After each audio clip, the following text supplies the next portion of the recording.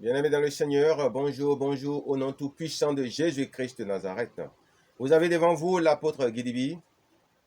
Le Seigneur Jésus vous envoie son bonjour spécial. Le Seigneur Jésus-Christ vous aime beaucoup, vous aime d'un amour incommensurable. Et moi, je vous aime selon la grâce qui m'a été donnée de vous aimer. Bien-aimés dans le Seigneur, je veux parler aujourd'hui de Marie de Nazareth. Marie de Nazareth. C'est-à-dire quoi? La mère porteuse de notre Seigneur Jésus-Christ de Nazareth. Marie de Nazareth. Pourquoi les gens appellent Marie de Nazareth la Vierge Marie? C'est tout ça qu'on va chercher à comprendre ensemble en cherchant à argumenter et en montrant un peu ce qu'il faut faire, ce qu'il ne faut pas faire. Parce que dans le corps du Christ aujourd'hui, il faut reconnaître qu'il y a beaucoup d'impolitesse spirituelle. La personne de Marie est tellement méprisée comme si Marie était devenue pire même qu'Hitler et tous les monstres que notre monde a connus. Alors que Marie est l'humble servante du Seigneur qui a accepté la mission que le Seigneur lui avait confiée parce que c'est un gentleman et il ne s'impose pas dans la vie des gens, de venir par son canal sauver l'humanité.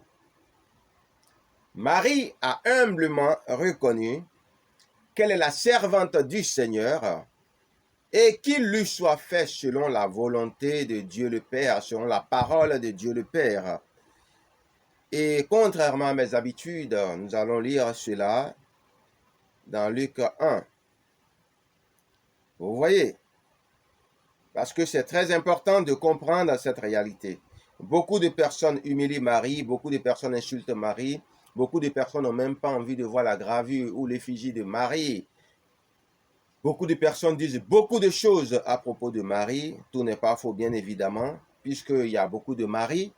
Mais moi, je suis en train de vous parler de Marie, la mère du Seigneur Jésus-Christ de Nazareth, la mère porteuse du Seigneur Jésus-Christ de Nazareth.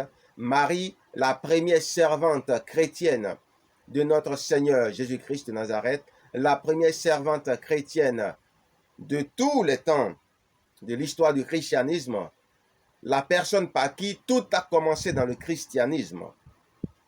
C'est d'elle que moi je vais vous parler, Marie de Nazareth. Marie de Nazareth, la servante du Seigneur, qui, si elle n'avait pas accepté, aujourd'hui on ne serait pas en train de parler du christianisme, c'est d'elle que je vous parle.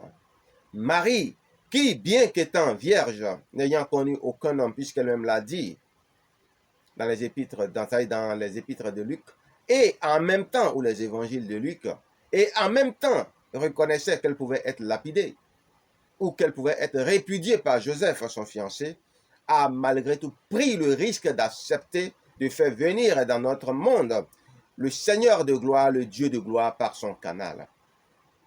Vous voyez, on peut interpréter cette parole, cieux ouvrez vos linteaux, que le Dieu de gloire fasse son entrée par le fait aussi que le canal de Marie devrait aussi ouvrir ses linteaux afin de permettre justement au Dieu de gloire d'entrer.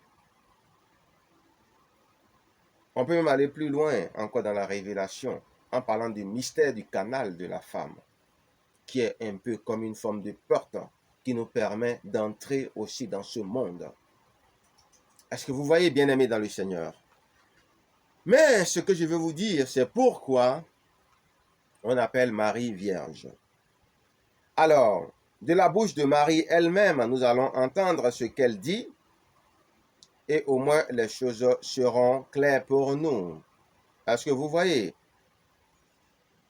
Marie dit à l'ange, mais comment se fera-t-il puisque je ne connais point d'homme?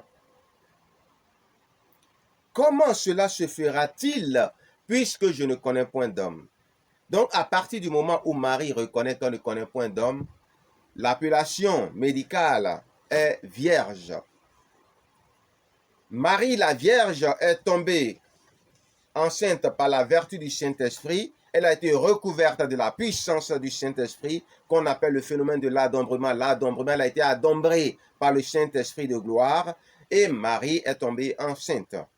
En cela, Marie, qui n'a point connu d'homme physiquement, c'est-à-dire Joseph, son fiancé, ou d'autres hommes, on peut alors dire que Marie était vierge et inverser les termes, ça donne Vierge Marie. Donc, celui qui appelle Marie Vierge Marie, parce que c'est ce côté de Marie qui le touche le plus, on ne peut pas le condamner parce qu'il appelle Marie Vierge Marie. Mais ça ne donne pas le droit aux gens de dire si Marie est vierge, alors moi aussi ma mère, elle est vierge, comme beaucoup de personnes le disent. C'est de l'impolitesse spirituelle. La personne de Marie doit être beaucoup respectée, beaucoup chérie, beaucoup choyée. Et nous devons avoir une très très grande reconnaissance vis-à-vis de Marie pour l'acte de bravoure qu'elle a posé en d'accepter l'appel ministériel d'abord du Seigneur, en devenant la première femme ministre de Dieu dans toute l'histoire du christianisme. Ce qui montre que le ministère dans le christianisme n'a même pas commencé avec les hommes, mais a commencé en vérité avec les femmes, c'est-à-dire en la personne de Marie de Nazareth. Et c'est un clin d'œil à tous ceux qui médisent les ministères des femmes pour leur montrer que sans Marie de Nazareth, il n'y avait pas de christianisme. Sans Marie de Nazareth, le Seigneur, le Dieu de gloire, ne pouvait pas faire son entrée dans ce monde selon le plan de toute éternité de Dieu. Mais est-ce que cela signifiait que Marie était plus vertueuse que d'autres femmes? Non. Mais Marie remplissait les conditions de la venue du Messie. Parce que la virginité n'était pas la seule condition. Mais il y avait que Marie devait faire, c'est-à-dire la personne par qui le Seigneur devait venir, devait faire partie d'une ville précise, Bethléem, Ephrata. Vous voyez, la plus petite de toutes les Judées, la plus petite parmi les Judées, ou les Judas. C'est pas pour rien que le Seigneur Jésus se fait appeler le lion de la tribu de Juda. Donc, la personne, l'élu, par qui le Seigneur, le Dieu de gloire, le Dieu grand, fort, redoutable dans les combats, devait venir sur cette terre, devait faire partie de la tribu de Juda et devait être de Bethléem, Ephrata, la plus petite de toutes les tribus de Juda. Et Marie remplissait toutes les conditions malgré son humilité qui lui faisait dire simplement « Je suis la servante du Seigneur, qu'il me soit fait selon ta parole. » Je dis ta parole, pourquoi c'est la parole de Dieu et non la parole de l'ange? Donc selon la parole de Dieu, donc selon sa parole, selon les désirs et volontés de Dieu le Père. Est-ce que vous voyez? Et Marie se reconnaît dans Luc 1, ici, comme étant la servante du Seigneur. Et ça, c'est un point très important. C'est un point très important. Est-ce que vous voyez? Luc 1, 38, Marie dit, « Je suis la servante du Seigneur, qu'il me soit fait selon ta parole. » Mais la bonne formulation, normalement, ça doit être qu'il me soit fait selon sa parole, c'est-à-dire la parole que je viens d'entendre, c'est-à-dire la parole du Dieu de gloire que je viens d'entendre. C'est comme ça qu'il faut comprendre ça. Même si elle aurait effectivement pu dire à l'ange qu'il me soit fait selon ta parole, voulant dire la parole que tu viens de me faire entendre.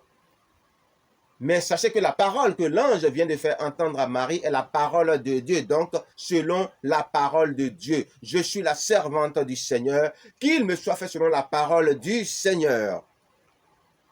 Est-ce que vous voyez? Donc, Marie ici s'affiche, s'attite, se reconnaît comme une appelée de Dieu en tant que servante du Seigneur, ministre de Dieu en Christ, première parmi toutes les catégories masculines ou féminines, celle par qui le christianisme a commencé.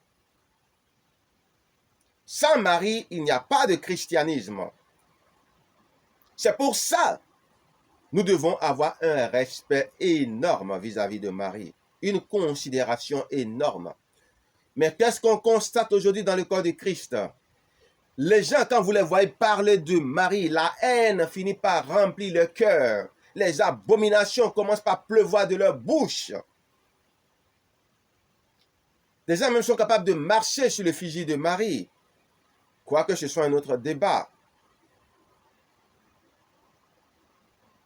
Parce que nous savons tous que c'est une Marie enjolivée.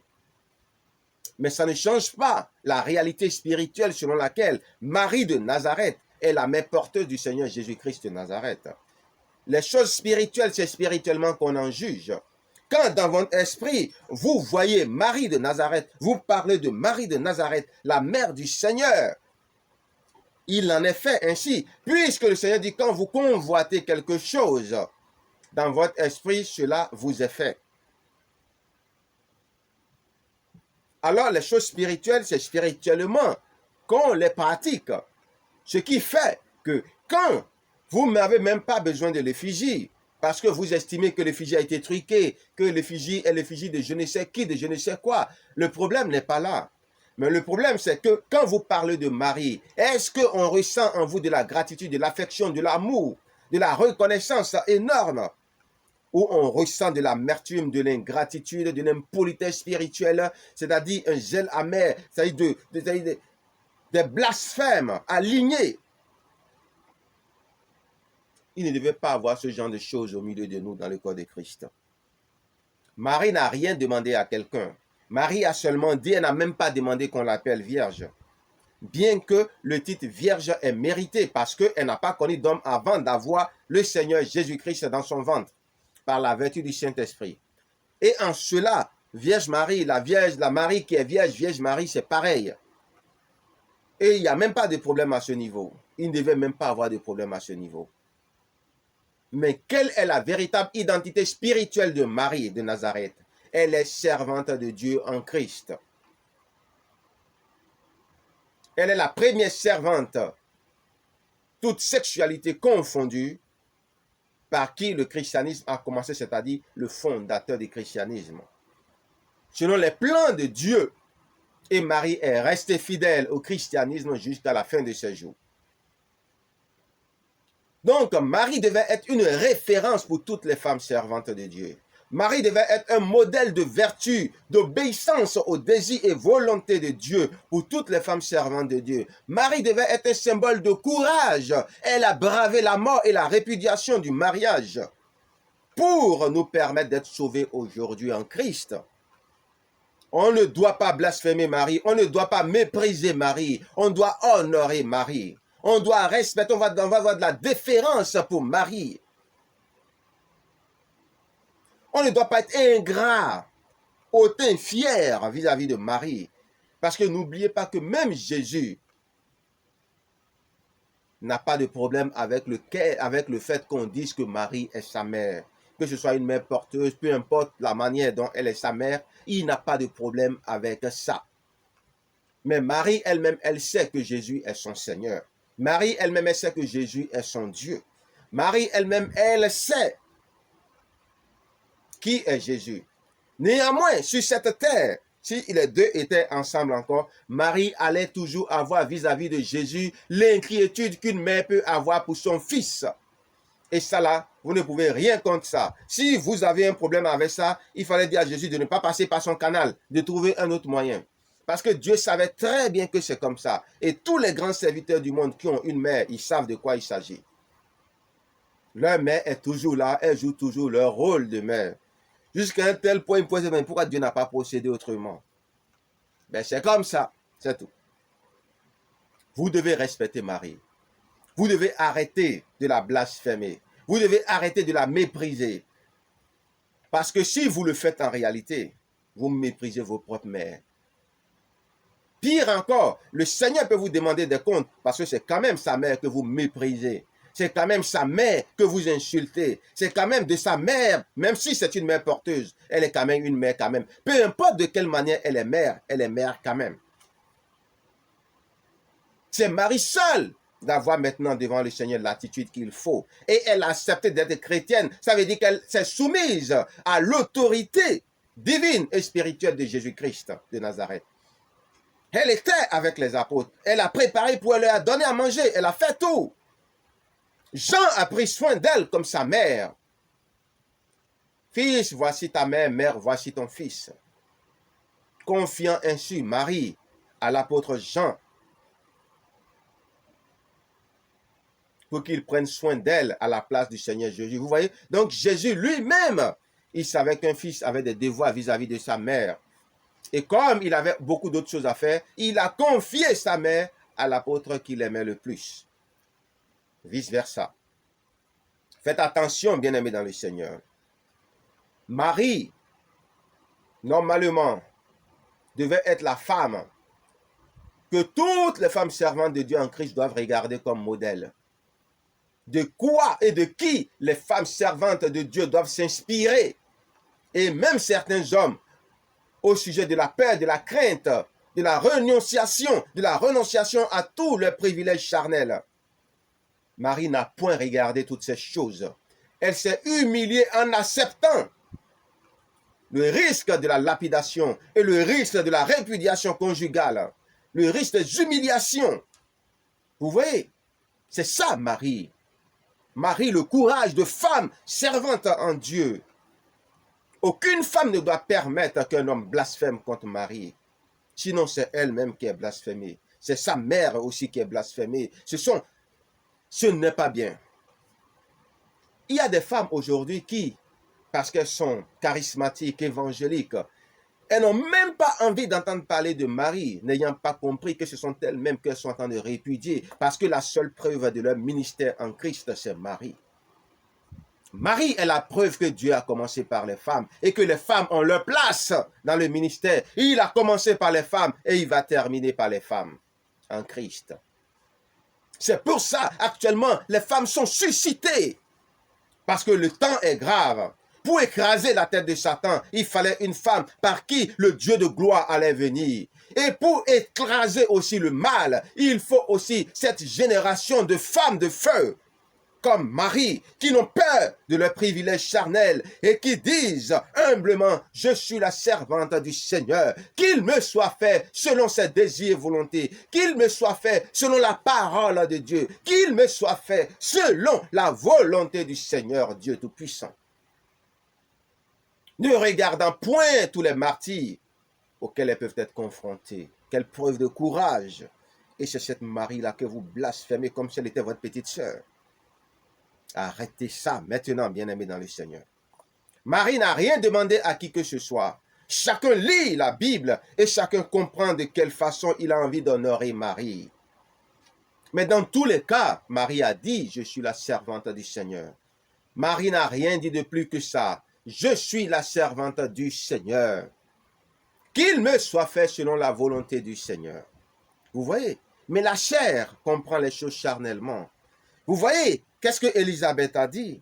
Quand Élisabeth a fini de prophétiser, quand elle a entendu la voix de Marie et que l'enfant a tressailli, Jean le Baptiste a tressailli dans son sein, qu'est-ce qu'elle a dit? Remplie du Saint-Esprit, et s'écriant d'une voix forte, elle a dit quoi? Tu es bénie entre les femmes, et le fruit de ton sein, de tes entrailles est béni. Tu es béni d'entre toutes les femmes, pour d'autres versions, et le fruit de tes entrailles est béni. Bien-aimé, Marie n'est pas plus vertueuse que beaucoup d'autres femmes de sacrificateurs, de souverains sacrificateurs, de grands prêtres et autres. Mais Marie remplissait les conditions qui permettaient d'appeler Messie le Seigneur Jésus-Christ de Nazareth. La virginité, il fallait aussi la condition de lieu de naissance, parce que Jésus devait naître à Bethléem.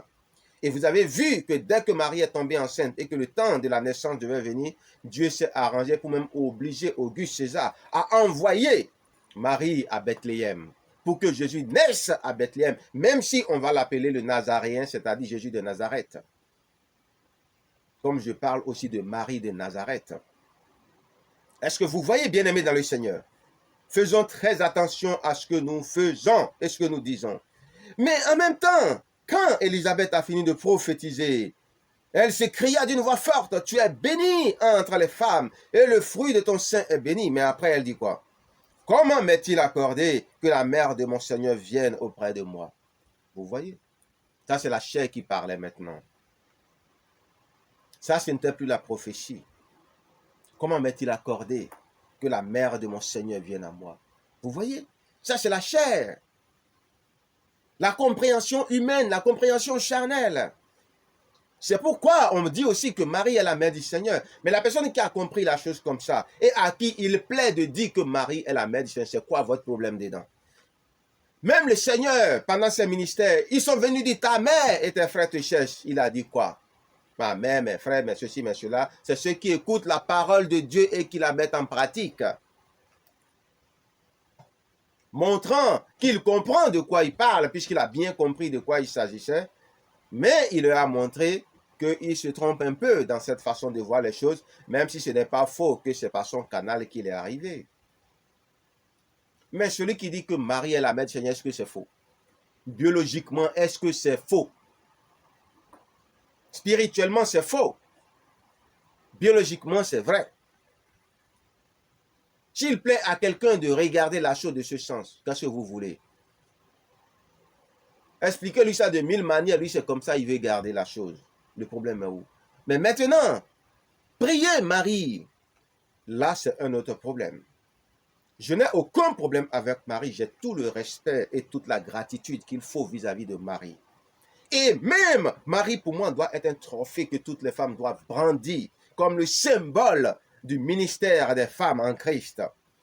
La pionnière du ministère des femmes en Christ. Pour montrer que les choses sont devant nous. Les femmes servantes en Christ, c'est une réalité et on ne peut rien parce que tout a commencé par les femmes servantes en Christ et tout va terminer par les femmes servantes en Christ. Les hommes ne sont que des intermédiaires. Est-ce que vous voyez bien aimé dans le Seigneur? Donc, je n'ai pas de problème avec Marie. Mais en même temps, mon rôle de la part du Seigneur, c'est d'ouvrir les yeux aux enfants de Dieu pour qu'ils voient où se trouvent leurs intérêts, afin qu'ils puissent agir en fonction de leurs intérêts. Est-ce que vous voyez? Pour moi, prier Marie, c'est comme si on pouvait prier tous les saints, y compris moi aussi me prier. Parce que je suis un saint, je suis un serviteur de Dieu. Toutes les servantes de Dieu, ministres de Dieu, sont aussi des saintes. On peut aussi les prier dans ce cas. Vivant ou mort, parce que celui qui est vivant en Christ, celui qui est mort en Christ, il est comme vivant. Vous voyez? En cela, on peut prier tout le monde qui est saint en Christ, qui est ministre de Dieu en Christ, qui a impacté sa génération. Mais est-ce que c'est bénéfique pour ceux qui prient? C'est ça la vraie question. Est-ce que cela est bénéfique pour ceux qui prient les saints? Est-ce que cela est bénéfique pour ceux qui prient la Vierge Marie, la servante du Seigneur Marie, la mère du Seigneur Marie, selon toutes les appellations et les désignations que vous voulez? Parce que tout est vrai. Et nous en passons. Est-ce que c'est avantageux pour vous de prier Marie? C'est la vraie question en réalité. Et c'est dessus normalement que les gens devaient attirer votre attention.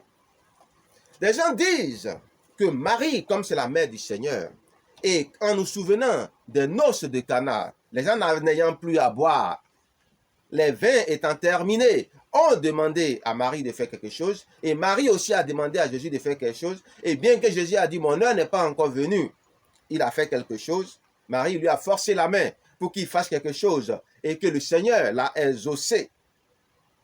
Alors, si on passe par le truchement de Marie, elle fera des yeux doux au Seigneur Jésus-Christ et il va finir par accepter nos demandes. Humainement parlant, ça marche dans tous les coups. Si Jésus était sur la terre, ça allait marcher, comme dit Tonnerre, puisque ça a marché aux noces du Cana. Est-ce que vous voyez? Et aussi, des gens disent que oui, ben regardez dans une maison, quand papa est en train de faire le difficile, qui peut le casser si ce n'est pas maman? Passez derrière maman. Allez parler à maman. Maman, il a fait des yeux blim à papa. Et puis papa va dire, ah d'accord, comme tu veux. Ça marche aussi sur la terre. Bien aimé. Donc, votre raisonnement n'est pas faux. Mais le problème, c'est que les choses spirituelles, c'est spirituellement qu'il faut les voir. Les choses spirituelles, c'est spirituellement qu'il faut les juger. Les choses spirituelles, c'est spirituellement même qu'il faut les attendre. Jacques, le frère du Seigneur, méprisait le Seigneur quand il était sur terre, mais le reconnaît comme son Seigneur quand il est dans les cieux. Et ça montre une claire différence entre le Seigneur qu'on a connu sur la terre et le Seigneur qui est dans les cieux. Marie le regardait comme son enfant et après l'a regardé comme son Seigneur quand elle est devenue chrétienne, quand elle a compris tout, alors que dès le début, elle avait tout compris, mais elle attendait de voir.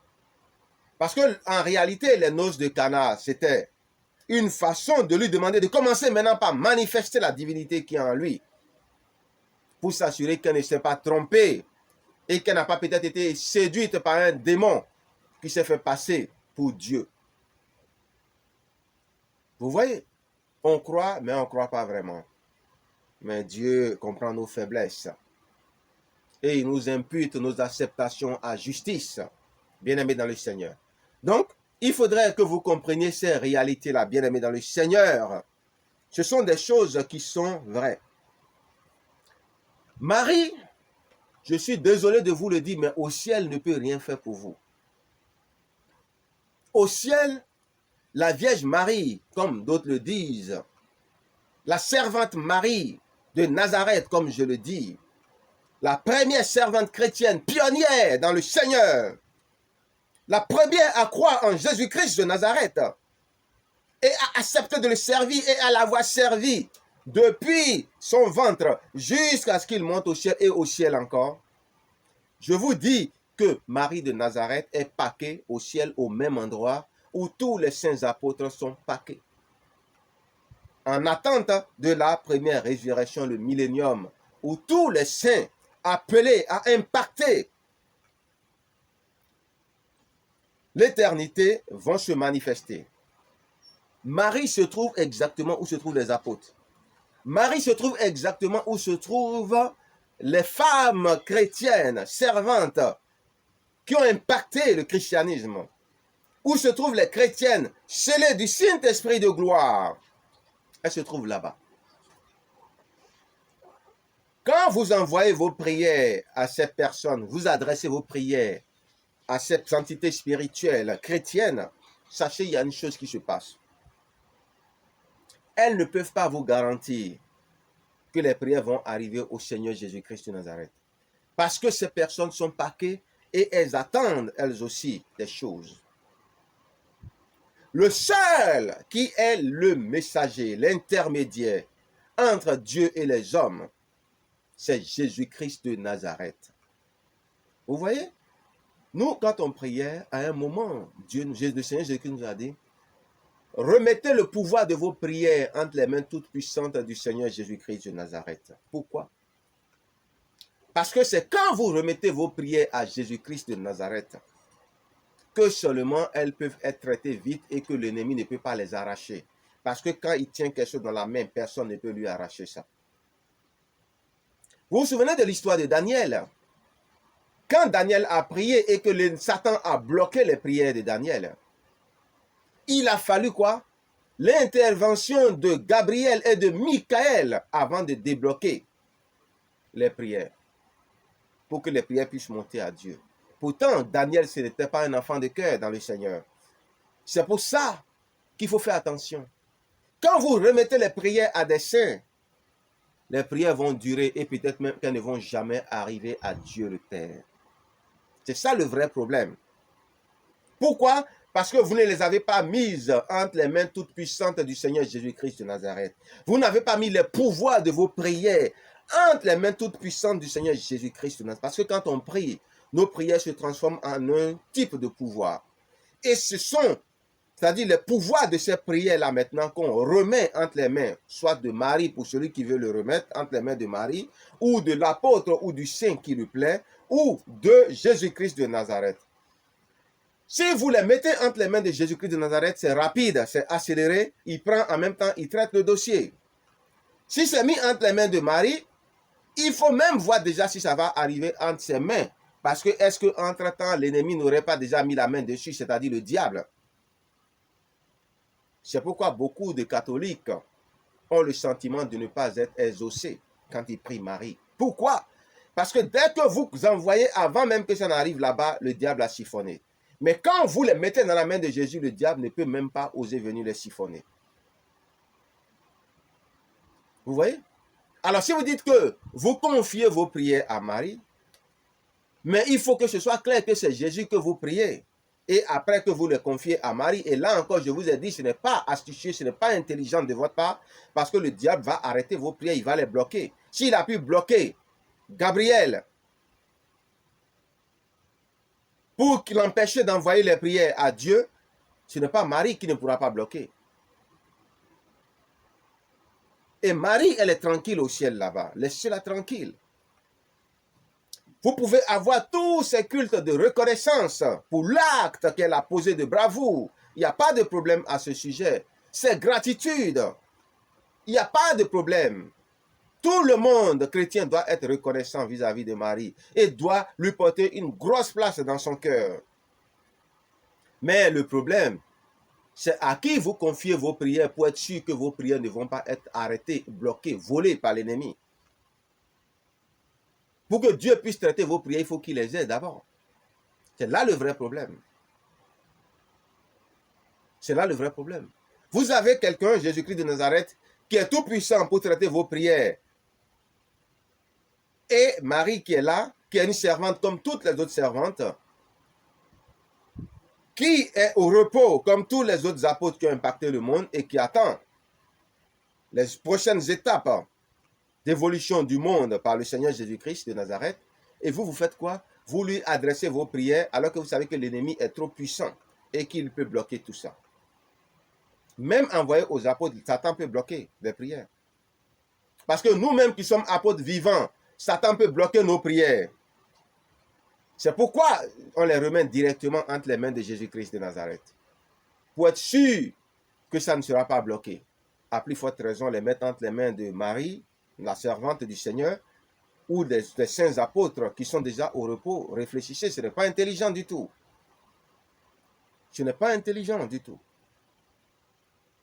Demandez à Marie d'intercéder pour vous, ce n'est pas un problème. Mais ça, là, ça ne doit pas être quelque chose de quotidien, d'habituel. Si vous voyez que vous voulez demander à Marie de négocier auprès, il faut déjà qu'elle puisse voir Jésus pour faire ça. Et vous savez très bien que Marie ne peut pas accéder à l'endroit où se trouve Jésus. Vous savez qu'au ciel, tout est hiérarchisé, tout est balkanisé. Jésus peut venir où se trouve Marie. Mais Marie ne peut pas aller où se trouve Jésus. Et Jésus a beaucoup de chats à fouetter. Vous voyez? Et quand Jésus vient, vous savez très bien que ce sont ses apôtres d'abord. Et Marie sera assise comme elle était sur la terre, où elle était tranquillement en train d'écouter tout ce que Jésus dit avec action de grâce et reconnaissance. Vous voyez? Donc faites attention, bien-aimés dans le Seigneur. C'est surtout là que je veux attirer votre attention pour que vous compreniez qu'on n'a pas de problème, on ne doit pas avoir de problème avec Marie, mais seulement le fait de prier Marie au lieu de prier Jésus. C'est ça qui montre qu'il y a un problème de compréhension. C'est comme si vous réfléchissez charnellement, mais vous ne réfléchissez pas spirituellement. Alors que les choses spirituelles, c'est spirituellement qu'on réfléchit, qu'on les réfléchit, c'est spirituellement qu'on en juge, c'est spirituellement qu'on les pratique. Et c'est spirituellement qu'on les fait. Est-ce que vous voyez un peu? Donc, je vous dis, venue sur terre par le ventre de Marie, sa servante, est-ce un choix au hasard, à la légère, ou un choix prophétisé? Le Christ, le Messie, doit naître à Bethléem, de parents issus de la tribu de Juda à Bethléem. Bethléem, Ephrata, la plus petite des Judas. De toi sortira le salut du monde. Nous savons que Jésus est le salut du monde. Le sauveur du monde. Est-ce que vous voyez un peu? Donc, on parle de Jésus-Christ de Nazareth, mais on l'appelle aussi le lion de la tribu de Juda. Tout antéchrist doit respecter aussi cette prophétie. C'est pourquoi quand les gens parlent d'antéchrist, ça me fait rire. Il doit respecter ça aussi. Il doit être issu de Bethléem, de Juda, de la tribu de Juda. Sinon, il ne fait même pas partie de ceux qui peuvent rivaliser avec Jésus. Même pas comme un antéchrist déjà. Est-ce que vous voyez? Tout antéchrist doit respecter aussi cette prophétie. La servante élue de Dieu pour être le canal de la venue de Dieu sur terre devait être de Bethléem, la plus petite de toutes les Judas. Marie, la mère de Jésus-Christ, n'était pas la plus vertueuse d'Israël, car les femmes des sacrificateurs souverains, des prêtres, des prophétesses l'étaient plus qu'elle. Marie remplissait les conditions pour être le canal de la venue de Jésus. Doit-on respecter la Sainte Marie, la servante de Dieu? Oui, bien évidemment. on doit avoir tout le respect qui est dû à sa personne. Et le Seigneur Jésus-Christ doit sanctionner tous ceux qui ne respectent pas Marie, comme tous ceux qui ne respectent pas les servants de Dieu et les serviteurs de Dieu. La preuve, c'est elle qui a permis le miracle des noces de Cana, pas en tant que mère, mais en tant que servante de Dieu exaucée. Oui, toujours, nous devons nous souvenir que tous les serviteurs et les servantes de Dieu doivent être honorés et respectés. Maintenant, est-ce qu'on doit confier nos prières à Marie? Moi, je dis non. Mais est-ce qu'on doit demander à Marie d'intercéder pour nous? Celui qui veut qu'il le fasse, c'est lui qui voit. Mais qu'il sache que ce n'est pas garanti. Et que Jésus n'a pas dit qu'il ne veut pas traiter directement ses prières. Et même, on peut parler même d'un manque de confiance de la justice de Dieu. Pourquoi vous voulez que Marie vienne faire des yeux doux à Jésus quand vous savez que Jésus est un juge intègre et qu'il va faire les choses normalement? Pourquoi vous amenez les choses des hommes au niveau des choses spirituelles alors que vous savez que Dieu vous demande de vous comporter? Pourquoi vous voulez même que Marie puisse soutenir ou applaudir le faux en ayant à intercéder auprès de Dieu pour des choses qui n'ont même pas lieu? Alors que vous savez que c'est Jésus, lui, qui intercède auprès de Dieu. Vous allez voir Marie, Marie intercède auprès de Jésus, et Jésus, lui, maintenant, ce qu'il devait faire dans tous les cas, que vous allez lui donner directement, il va le faire encore auprès de Dieu. Vous voyez? Parce qu'il est le médiateur entre Dieu et les hommes. Ce n'est pas Marie qui est la médiatrice entre Dieu et les hommes. C'est Jésus-Christ de Nazareth. Ça signifie en langage spirituel que c'est à Jésus-Christ que vous devez adresser vos prières. Et lui, il va aller défendre votre cause, plaider votre cause auprès de Dieu le Père. C'est ce que ça signifie. Et Jésus n'a jamais dit que si vous êtes souillé, de ne pas lui adresser des prières. Il n'a jamais dit ça. Jésus ne fait pas de distinction, il accepte les prières de tout le monde. Est-ce que vous devez avoir un souvenir pour Marie, une mémoire pour Marie, une pensée pour Marie? Oui. Est-ce que vous voyez? Et encore ce que vous ne savez pas, pourtant c'est écrit dans la Bible. Le Saint-Esprit traduit nos prières par des soupirs inexprimables. Ça veut dire quoi? Que c'est le Saint-Esprit qui est chargé en vérité de prendre nos prières et de les envoyer auprès de Dieu. C'est-à-dire de Jésus-Christ de Nazareth. Et quand la prière est mal formulée, il arrange pour qu'elle ne donne pas la migraine à Jésus-Christ. Et Jésus-Christ, maintenant, quand il prend votre prière, il a devant lui une bonne prière. Parce que comme le Saint-Esprit connaît les profondeurs de Dieu, sonde les profondeurs de Dieu, il sonde vos profondeurs, et maintenant, il écrit vraiment la lettre comme vous la voulez, de façon bien arrangée, bien présentée, parce que vous ne savez même pas quelquefois dire ce que vous voulez dire. C'est pourquoi quelquefois Dieu donne à certains de parler en langue et laisser l'homme intérieur en eux de s'exprimer. Et le Saint-Esprit, maintenant, il prend ces prières-là, et il les donne à Jésus-Christ bien arrangées. Vous voyez? Alors que si vous donnez vos prières mal façonnées à Marie, le Saint-Esprit n'étant pas là pour les arranger, c'est du charabia, donc on ne va même pas lire, on les met considérés. Quand vous priez à Jésus, c'est le Saint-Esprit qui se charge du dossier des prières, qui travaille les prières, qui les arrange, sonde vos cœurs, les profondeurs, fait tout ce qu'il y a à faire et après maintenant les transmet à Jésus. Ceux que Jésus sait qui savent prier correctement et qui n'ont pas besoin de ce canal-là ou de passer par cet entrepôt-là forcément ou par ce service du Saint-Esprit, il leur dit adressez-moi directement vos prières. D'où je remets les pouvoirs de toutes mes prières entre les mains toutes puissantes du Seigneur Jésus-Christ de Nazareth. Bien-aimés dans le Seigneur, c'est ce que je veux que vous sachiez. Marie est la servante du Seigneur très soumise. Marie est la servante du Seigneur très courageuse. Est-ce que vous voyez? Remettez les pouvoirs de vos prières à Jésus-Christ. Priez Jésus-Christ de Nazareth. Et si vous voulez avoir des pensées pieuses pour Marie, ce n'est pas mauvais. Ce n'est pas interdit. C'est pareil pour tous les saints. Se rappeler des saints, ce n'est pas mauvais. Avoir une mémoire pour les saints, comme nous avons aussi une mémoire pour le Seigneur Jésus-Christ, un souvenir, ce n'est pas mauvais. Poser des actes en mémoire des saints apôtres, des saints serviteurs de Dieu. Ce n'est pas mauvais. Même des apôtres des temps présents qui sont morts, ce n'est pas mauvais. Faire des choses en mémoire d'eux, selon qu'il est fait-le en mémoire de moi, ce n'est pas mauvais. Mais ce ne sont que des mémoires. Mais les prières quotidiennes sont adressées à Jésus-Christ de Nazareth. Est-ce que vous voyez? Les anges, ni les servantes ou serviteurs de Dieu qui sont déjà morts, ne peuvent pas se charger des dossiers de nos prières parce que c'est du lourd. Et ça demande beaucoup de choses qui n'est pas de leur compétence. On ne peut avoir que des souvenirs pour eux, mais quand on rentre dans le domaine des prières adressées, il faut que ce soit à Jésus-Christ de Nazareth et que ce ne soit ni à des serviteurs morts, des servantes mortes, des ministres mortes, même des anges. Parce que vous savez très bien que ni vos anges gardiens, ni même Gabriel n'est capable de protéger vos prières, puisque la Bible nous dit clairement que Satan a bloqué les prières de Daniel et que Gabriel n'était même pas capable de les débloquer. Vous voyez à qui on a affaire. Donc, bien-aimés, ne vous séduisez pas. Ceux qui ont des effigies de Marie et qui croient spirituellement que c'est Marie et qui dans tout ça ne voient que Marie, la mère du Seigneur, c'est pas mauvais. Mais sachez aussi une chose, il y a des esprits impurs qui se font passer pour Marie, des démons. Et que l'effigie de Marie qu'on a, des démons sont derrière, se font passer pour Marie et séduisent, abusent les chrétiens et prennent les pouvoirs de leur prière. En réalité, ils sont là pour les bloquer. Parce qu'ils savent que dans tous les cas, ça n'ira pas à Marie. C'est ça le truc, justement. C'est là le problème. Ils font même des apparitions, tout cela se faisant passer pour Marie et autres, alors que Marie n'y est pour rien. Et c'est là le danger de l'histoire. Mais ça ne veut pas dire que Marie est pour quelque chose. Elle est déjà partie. Elle est en haut. Elle est dans le repos éternel.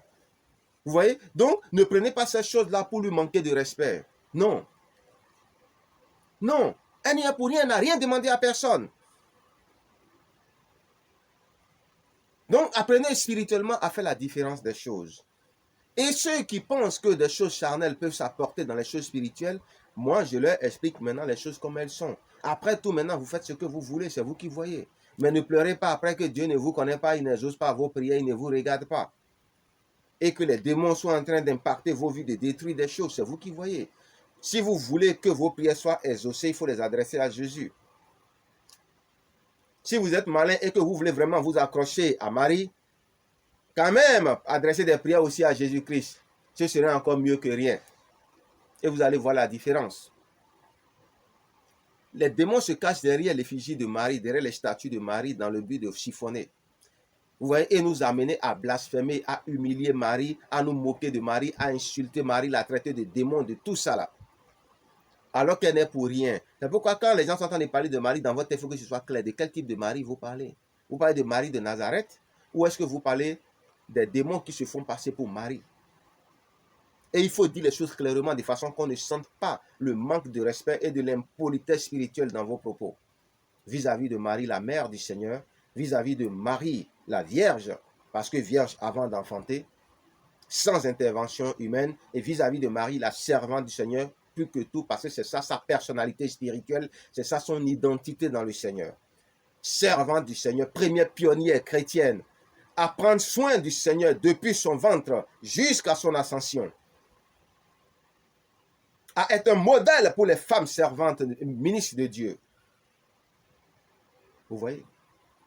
Si une femme se respecte, elle ne doit jamais permettre à ce que quelqu'un manque de respect à la Vierge Marie, à Marie, la mère du Seigneur, à Marie, la servante du Seigneur, le modèle que toutes les femmes en Christ doivent suivre et respecter, honorer.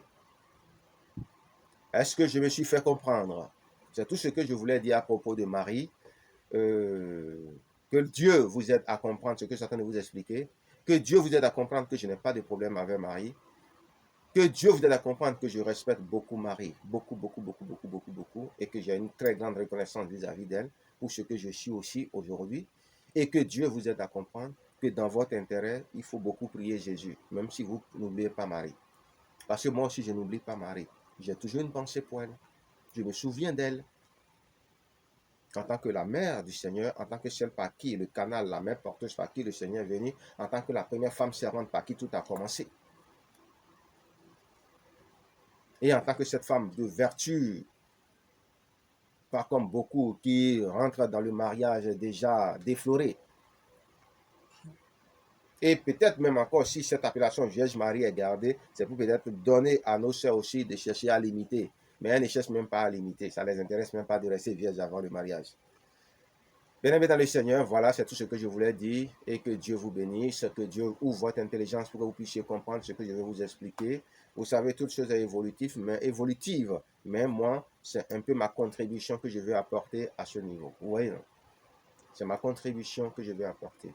Donc, les femmes, faites attention à votre façon de voir Marie et de mépriser Marie.